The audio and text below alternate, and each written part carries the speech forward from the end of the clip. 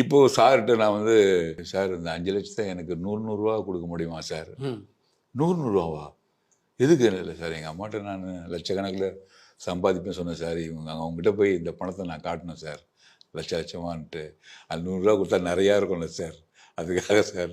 அவர் ஒரே சிரிச்சுட்டையோ கூட்ட சுப்பையா நாங்கள் ஒருத்தர் இருந்தார், கூட்ட வந்து பேங்க்கில் போய் 100 கிட்டா மாற்றிட்டு வாங்க சொல்லி 1/2 மூட்டை சார் பணம். 5 லட்சத்தை 1/2 மூட்டை வேண்டிட்டு எப்படி தம்பி எடுத்துன்னு போகிறீங்க? பைக்கில் எடுத்துன்னு போகிறப்பா. டேய் ராவுத்தருக்கு இப்போ ஆஃபீஸ்க்கு ஒரு ஆட்டோ இருக்கும், ராவுத்தர் ஆட்டோவில், அதில் ஏறி உட்கார வச்சுக்கிட்டு என்னை கொண்டு போய் வீட்டில் விட்டோன்னா மூட்டையை தூக்கிட்டு வரேன் எங்கள் அம்மாட்ட. எங்கள் அம்மா உட்காந்துக்கிறேன் கட்டில். அம்மா உட்காரு, லட்சமாக சம்பாதிப்பேன். அவங்க கொண்டு போய் லட்சமாக சம்பாதிப்பேன்னு ஒரு முறை சொன்ன ஞாபகம் இருக்கா?